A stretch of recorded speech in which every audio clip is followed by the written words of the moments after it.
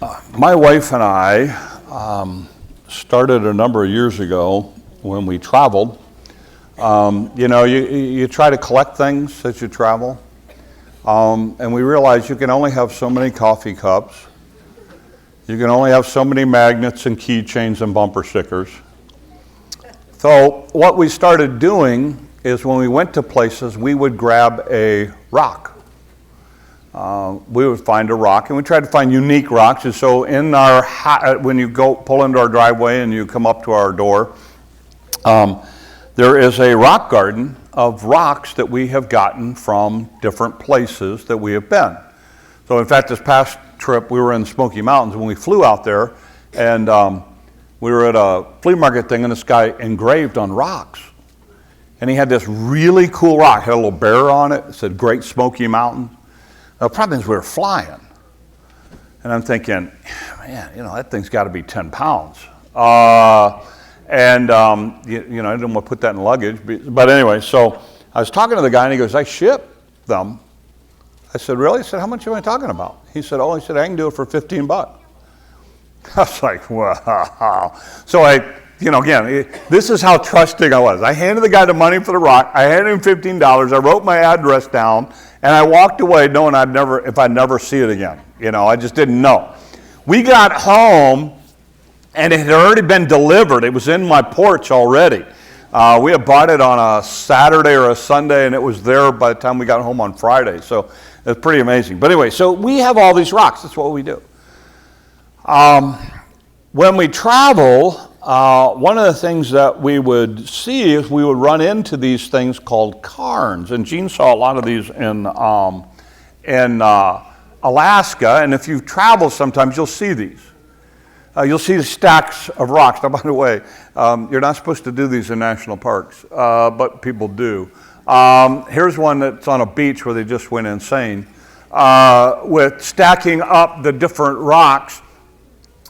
If you were to travel to Israel, and if you were to travel 1,000 years or 2,000 years back in Israel, and in some foreign countries, here's what you will see. You will see these stacked from time to time. What these are property markers. It marks the corner of pieces of property. And the Bible talks about this. It's interesting. There's a passage then Proverbs talks about removing not the ancient landmark which your fathers have set. Because here's what would happen. They had this pile of rocks, and so what would happen is at night, you would go in, and you would take this thing apart, and you'd move it over, say, 10 feet. And you could increase your property and decrease your neighbor's property. So this is what was happening. That's why the passage of Proverbs about don't move the landmark. So one of the things that people started doing is they would make a public deed. This is where my land, this is my property.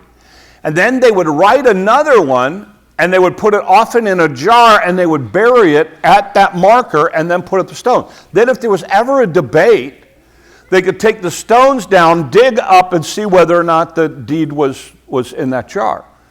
So this became kind of a big issue. But the reason I say this is because this is what our story is about this morning. In Joshua chapter 4. It's about a pile of rocks. So let's go back and remember the story. Remember where we are. The children of Israel have crossed just north of the sea. See where it says the crossing place? They're about ready to attack Jericho. That's another story. But before they do, they have to cross the Jordan River. And we talked about this last week. So there's the crossing place. Then what's going to happen is they're going to set up a camp at a place called Gilgal. And that's going to become an important place in the Old Testament. But it's just outside of Jericho. So the children of Israel, here's where we are in our story. They have gone across the Jordan River. The priests are still standing in the middle of the river with the Ark of the Covenant. Okay? And that's where we're going to pick up our story. So here's what it says. Now, when the whole nation had finished crossing the Jordan, the Lord said to Joshua, choose 12 men from among the people, one from each tribe. Tell them to take 12 stones from the middle of the Jordan, from right where the priests are standing, and carry them over with you and put them down at a place where you stay tonight. Then Joshua called the 12 men whom he had prepared of the children of Israel out of every tribe of man, and he said, pass over before the ark of the Lord your God into the middle of the Jordan, and take you up every man a stone upon his shoulder, according to the number of tribes of the children of Israel. That this may be a sign among you, that when your children ask their fathers in time to come, what mean ye by these stones? Then you shall answer them that the waters of the Jordan were cut off before the ark of the covenant of the Lord. When it passed over Jordan, the waters of Jordan were cut off, and these stones shall be a memorial unto the children of Israel forever. And then it goes on to say, so the Israelites did as Joshua commanded them. They took 12 stones to the middle of the Jordan, according to the number of the tribes of the Israelites. And as the Lord had told Joshua, they carried them over to their camp and they put them down. Now here's what's interesting. Notice verse 9. Joshua set up 12 stones that had been in the middle of the Jordan at the spot where the priests who carried the Ark of the Covenant had stood. And they are there to this day. Here's why that's interesting. God never told Joshua to do that. So we're going to wrestle a little bit this morning with why does Joshua do that? Because I think it's a fascinating insight into him as a leader. So that's the story. So hopefully, here's some odds and ends, just some general observations for you.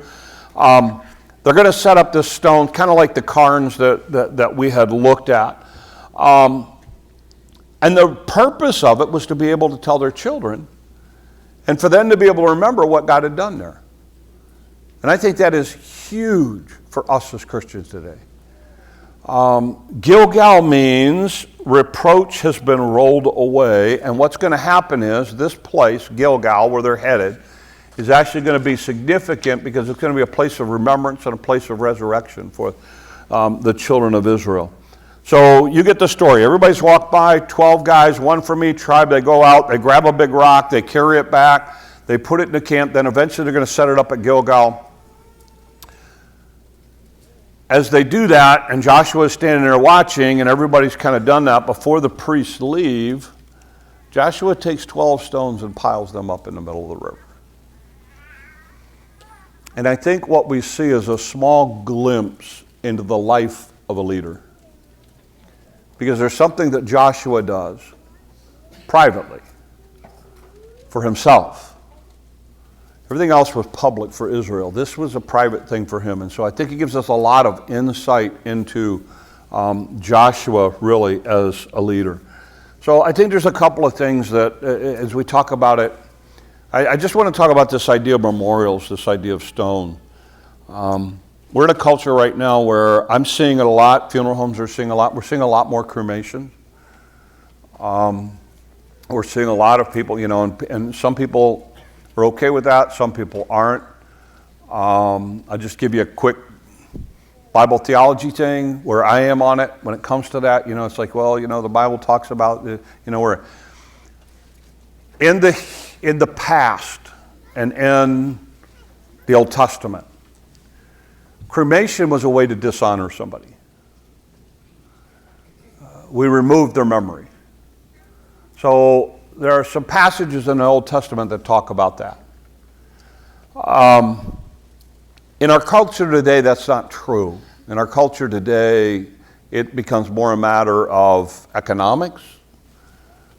It becomes more a matter of convenience because now people, it's hard to, if we do the service like 4 days after the person has passed away, there's a lot of people that can't get there in time and this kind of thing. And so it makes it really, really hard. So with the cremation, you can do a service or a memorial thing afterwards. It really helps with the time frame kind of thing.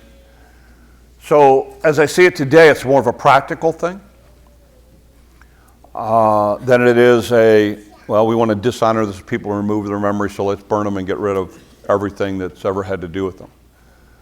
I always ask people, why are you doing it? Well, I want to dishonor them and remove their memory from the planet. Well, then that's going to be wrong.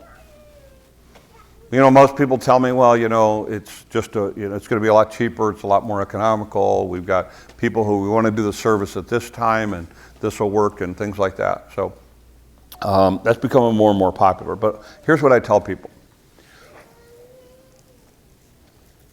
Even if you do a cremation, make sure you have a place.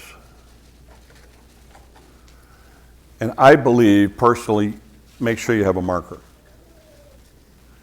And the reason I say that is because the idea of when someone passes away, we want to honor their life. We want to remember them. So have a place where people can remember you. For me, I don't care what you do. I'm gone.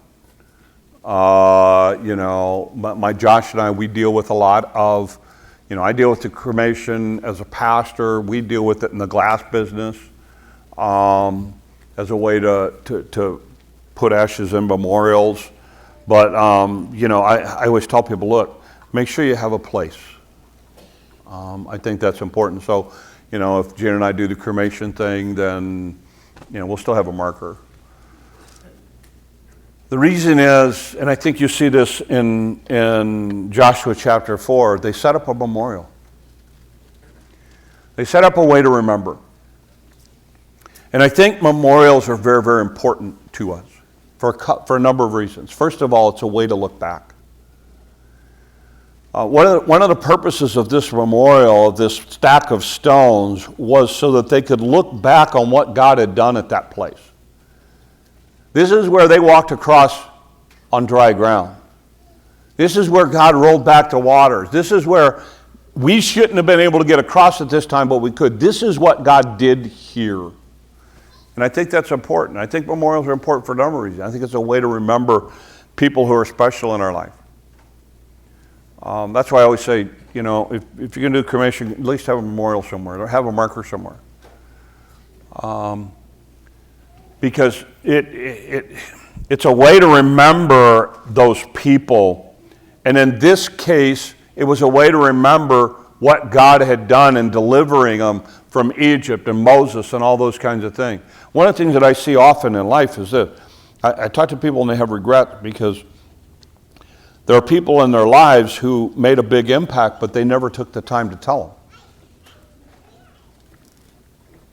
And this is what I would say it now. That's why Gina and I travel like we do, because we've decided that, you know what, we're not going to come to the end of our life and say, there are all these places we wanted to go and we never went. We're going to do it now.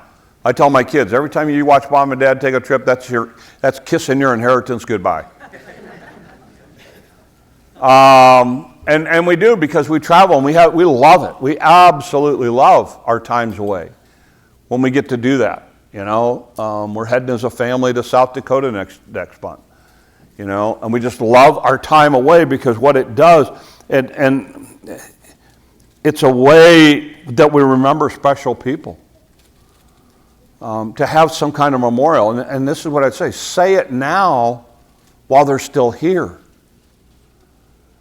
Tell your kids what you think. Tell your kids that you appreciate them. Tell your parents that you love them. Have those discussions now while you can.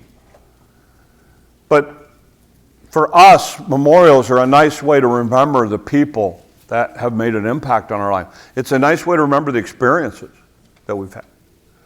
That's why Gina and I grab a rock from wherever we are, and I can actually look at our garden and I remember we got that. I remember when we got that. And we've got some great stories about trying to get a rock home on luggage. I mean, because so just think about this for a second. I'm a glass guy. So everywhere that I go, I buy a unique piece of glass. And then I put it in a suitcase with a rock. So I mean, it's crazy sometimes, but we have things that are significant. My wife is in the Swedish death cleansing thing. You know what I'm talking about? Basically, you go through everything that you own and you just get rid of it. Okay? And I mean, she is just, I had to finally tell her, you cannot put stuff in the trash can until Wednesday morning. So I set up 2 big barrels outside her house. I said, put them in the barrels. I'll load the trash can. I got to boot the trash can last week. The thing must have weighed 150 pounds. She got that thing just packed full. And I'm like, okay, but the whole idea is if I don't need it, if I haven't used it, if it doesn't have value to somebody else, I'm going to get rid of it. Oh, that reminds me. On the tables out there in the fellowship hall, okay, That stuff's going to the dump tomorrow. So if you want any of it, or if you own any of it, take it. Because we kind of do that. And she was up here on Thursday. So like I say, if you see her, just hide your stuff. Okay? But anyway, I mean, it's this idea of so many times we don't tell people. And we have these experiences, and we have these things that remind us of those experiences that we have, or special places. I appreciate what Rich said last week about the idea that, it was a rock in a national park. You sit up there, and he just said, God, it's yours. It had a special place. You need those in your life.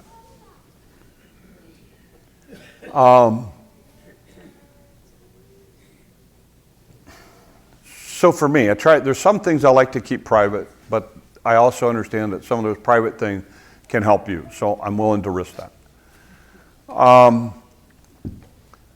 My best friend, Doug, we spent a lot of time together. And he was the brother I never had, much like Lynn was. And so Doug had a really special place in my life. Well, because of cancer, we had Doug cremated. And the boys and I got some ashes. And so for me, I held on to those ashes for about 3-4 years, trying to figure out what to do with them. And I wanted to do something special, something unique. So I actually took them, put them on my bike, put the ashes in my bike on my little saddlebag thing. That morning we were at a glass blowing class. We had a class set up in South Dakota.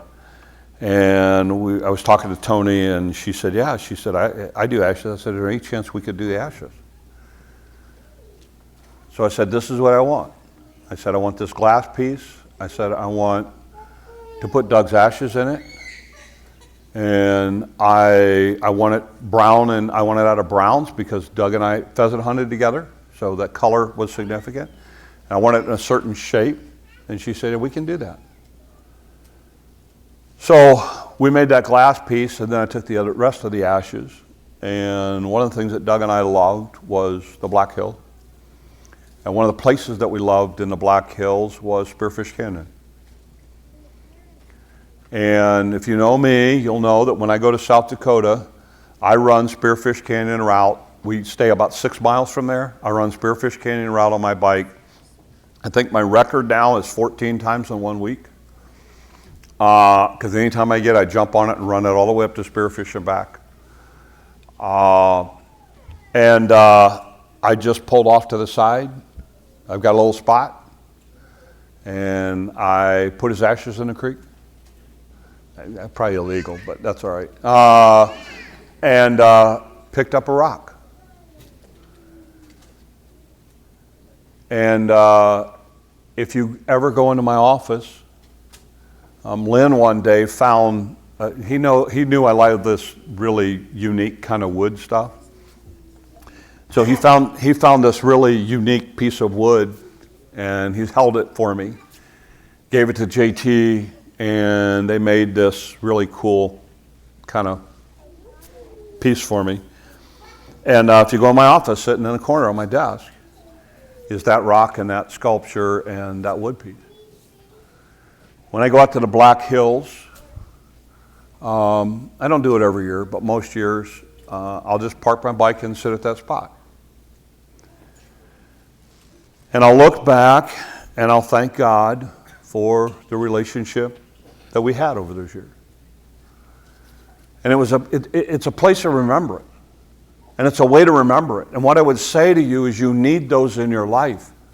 Israel needed a place where they could sit and they could see God's hand at work and remind themselves that God was in the midst, that God had parted the waters there. And we need that as well. And by the way, that's why baptism is so important. Because baptism is a public marker, if you will, to say, this is what God's done in my life. And that's why it's so significant. That's why it's so special for us to be able to do that. It's not our salvation, just like that pile of rocks wasn't them being delivered from, it was representative of that. Today we're going to have communion. It's a reminder. It's a public way of showing what God has done in my life. And so this is what Israel does. They put up this stones of marker because they want to be able to remember the past, the people, the experiences, what God had done. It was a reminder of that. And they wanted to be able to walk by and their kids go, hey, Mommy, what's that big pile of rocks? Or as dads would walk by with their little kids, they'd say, hey, kids, see that pile of rocks? Let me tell you a story. Let me tell you a story. But while your mom was carrying you, see that river right there? We walked across that dry shot. Let me tell you what God did. That's why the pile of stones. You need those in your life. I need those in my life.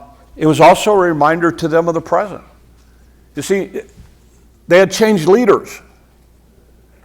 And the people needed to know that just like God was with Moses at the Red Sea, God was going to be with Joshua at the Jordan River, and God was going to lead them into this land. It was a way to start new.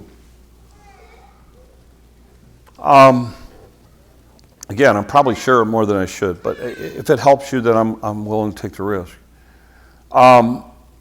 If you know the relationship that Doug and I had, we did everything together. We vacationed together. We built so much stuff. When we were doing this building, Doug was over here painting. Doug was a painter. Anytime we needed painting done, I was like, Doug, I'll go help you do something else. I just don't want to paint. And that marker, if you will, is a reminder to me of the relationship that we had. But it's also a reminder of the fact that I had to start new relationship. When I go to a cemetery and I see a marker, it's a reminder of what I had. But it's also a reminder that I started a new journey as well without that person. And so one of the things that happened when I lost Doug is I had to learn to find somebody else who could work with me. And you don't know how hard that is. And different people at the church would work with me and stuff. And you know who clicked? You know who clicked? Jesse. Jesse Martin. He was like, it was like an older Doug. It was awesome. And so, I used to joke with him. It's like, you drew the short straw, didn't you? So Jesse and I would do the plumbing up here when we were building this building. And he worked with me, and we worked so well, he knew, he learned. He's worked with me enough, he knew. Okay, we're getting ready to start. I need a whole bunch of tape measures, and I need a whole bunch of markers. And I go, Jesse, what do I do with my marker? Here's another one. It's perfect. That's the way Doug and I work together. But anyway, and I think about the idea of, Jesse had to kind of replace that role that Doug had in my life. So now I started this new journey with Jesse, and then Jesse started working with my kids. And it got to the point that my kids would rather work with Jesse than me. I don't know why, but they did. And I look back on it now and I say, as hard as it was to lose Doug, if I hadn't lost Doug, I wouldn't have Jesse. And my kids wouldn't have had Jesse. And so all of a sudden now it's one of these ideas of, yes, that marker is hard because I remember all the past, but I also had to remember I started a new journey as well, just as Israel. As they were getting ready, they would see that pile of rocks and the kids would say, look, guys, I don't know what, because we get to the next chapter, you're going to see God ask some tough stuff. All of a sudden now, they'd see that marker and it's like, God's asking this of us, and he did this. And because this is a reminder of that, we know that we can go forward. And it gives you a glimpse, if you will, of the future. And that's the thing. That's what that marker was for. And that's what it does in our lives as well. And what I would say to you is, That's the reason markers are important. You know, when I go to visit my mom down in Texas, some people are like marker people and they want to go there every time and all of that, and that's fine. You know, I always look at my mom and say, hey, do you want to go by and see Dad's gravesite or not? And, you know, sometimes she'll say yes, sometimes she'll say no. You know, sometimes she'll say, well, it's just there. It's funny because the cemetery that we put them in is right next to an outlet mall. And my dad purposely said, that's a cemetery we need so your mom can go shopping after she stopped by. And so that was always kind of the running joke with my mom. You want to go to the outlet mall? Oh, you know, maybe we ought to stop by and see Dad's marker. But again, it's just one of those things where it's the idea of the future as well. And it represented a new path. And so like I say, this thing became really important to Israel. And they're important for our lives as well. And I think what's significant in this story is Joshua.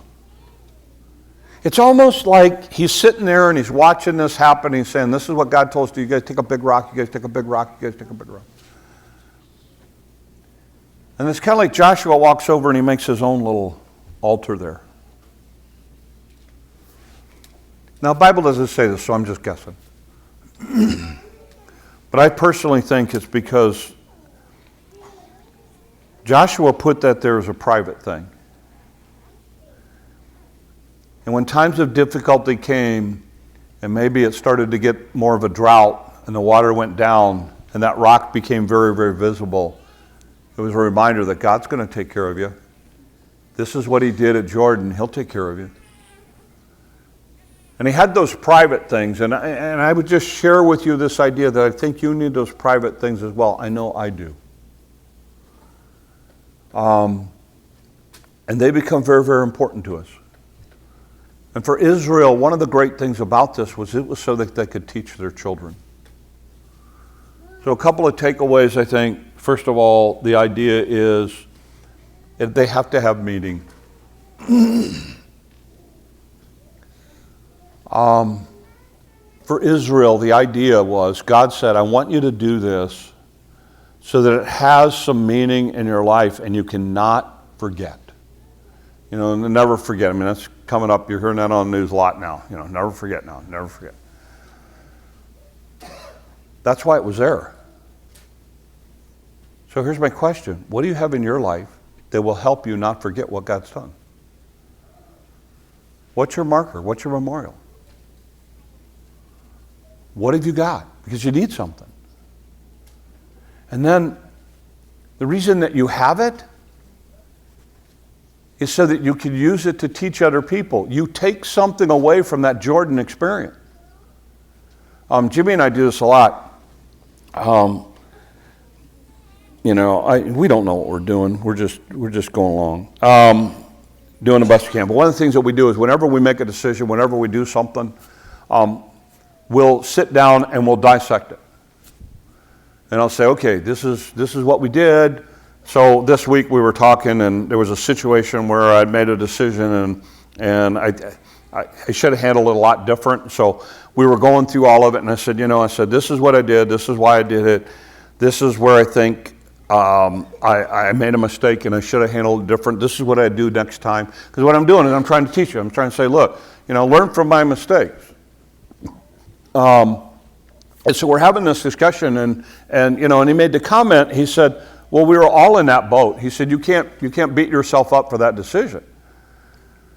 And I said, no, I'm not beating myself up. I said, but what I'm doing is I'm trying to learn from it and take it away so that next time I'm in that situation, I handle it this way. You want to take something away from your Jordan experience. You want to take something away that you can remember. Look, God doesn't waste or hurt. He allowed you to go through whatever you went through so you could help somebody else. So help them. You can always do things differently. You can always do, I watch parents beat themselves up. Oh, it's so terrible. I did this with my kids. I should have never done that. And that's why my kids turned out the way they did. No. You know why your kids turned out the way they did? Because of choices they made. That's it. But I didn't provide them a good enough environment. God provided a perfect environment for Adam and Eve. and they made a choice to say, don't want it. It's not about environment. It's about the choices they make.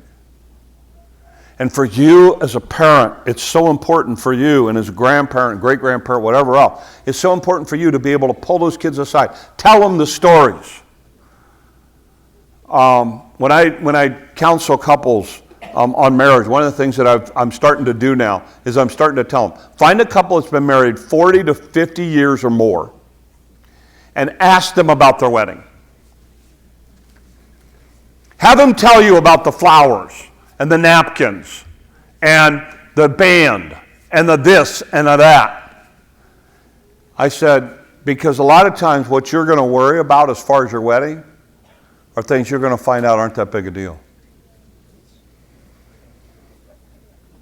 But yet their marriage made it. Yeah, you guys are laughing. You're like, what napkins? Whatever Walmart had at the time. But again, I tell them, I say, learn from those people. Ask you about that stuff.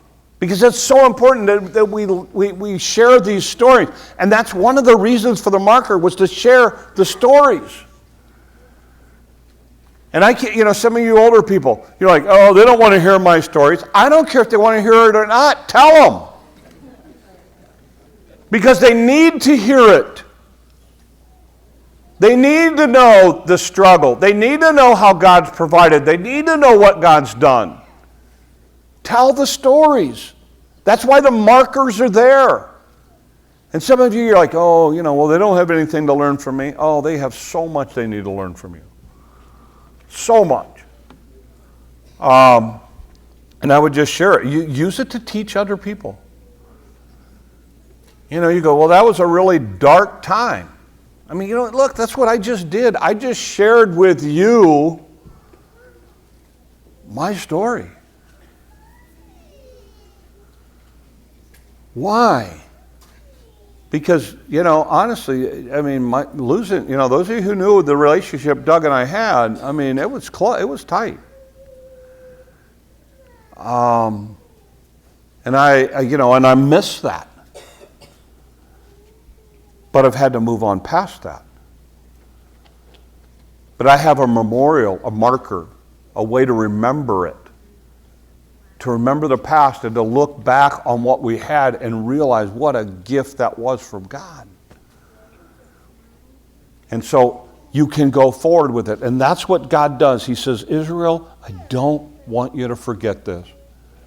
I want you to use it as a memorial. I want you to use it as a marker. I want you to use it to teach your kids. I want you to use it to remember. When I tell you to go into these cities and you see how high the walls are and how impenetrable they are, and yet I want you to understand I can overcome all that just like I did at Jordan River. So I end this morning with this. God establishes a reminder of his power at the Jordan River. The children of Israel to use that memorial as a reminder and a teaching opportunity. God wants us to remember and rehearse his working in our lives as well. We must never forget and focus on what he has done and what he is doing in our lives. It was more than just a pile of rocks. And it can be in our lives as well. Let's pray. Lord, help us. God, sometimes it's easy to forget. Lord, help us to be able to remember, to be able to set up markers and memorials of things that you've done in our life, and help us to share it with others. Lord, may you use our life to be a teaching tool to help others. And may you be honored and glorified in all we do this week. As we try to serve you and honor you with our lives. These things we ask in your name. Amen. Let's stand.